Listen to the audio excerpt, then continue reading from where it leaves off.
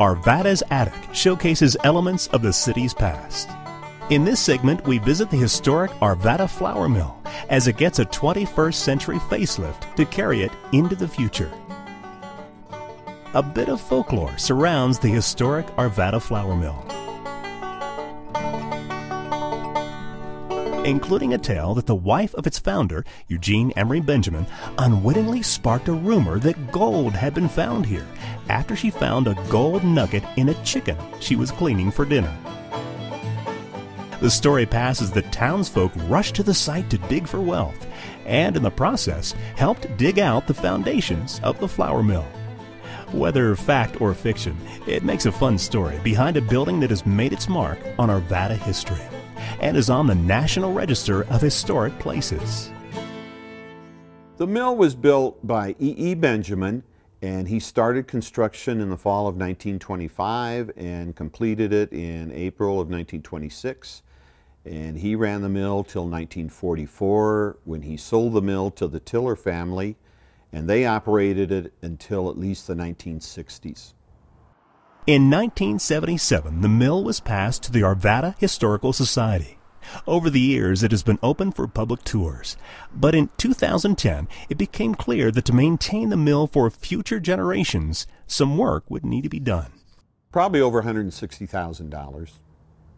And we've gotten a grant from the state for over $100,000. And so now we have to earn the rest of it.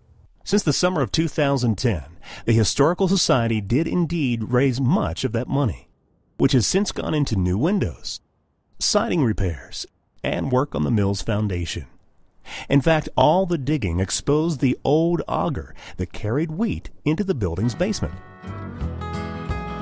The main thing in the basement was the power plant, and that's what supplied all the power for the mill. It was only a 25 horsepower engine, but it weighed between 3,000 and 4,000 pounds, and it was made by Fairbanks Morse, and we have a replica of that in the basement right now.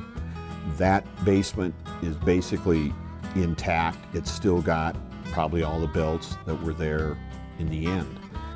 Farmers from around the region brought wheat to the mill, bustling with the activity of buckets, conveyors, and sifters that stretched up and down the 4 levels of the mill. He processed about 250 pounds an hour, so it would have been, I would think, a pretty interesting place to work. I'm sure it wasn't very safe. I'm sure they didn't wear any kind of mask back then. It would have been a loud place, a raucous place.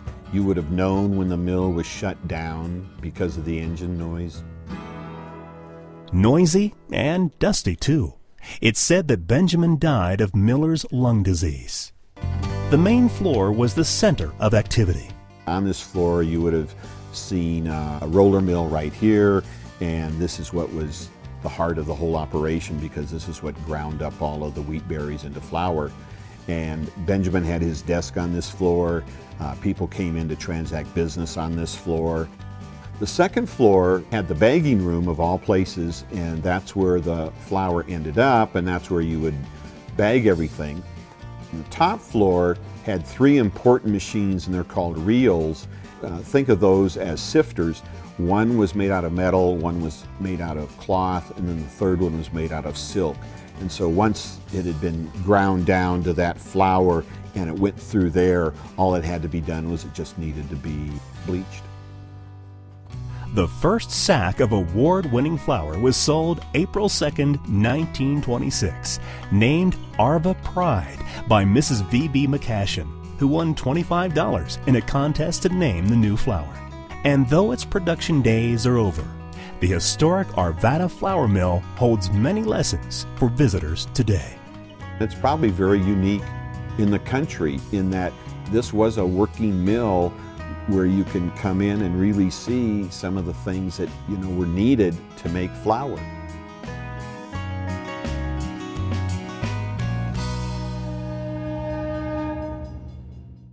If you would like to visit the mill, located at 5590 Old Wadsworth Boulevard in historic Old Town Arvada, call the Arvada Historical Society at 303-431-1261 to arrange a tour.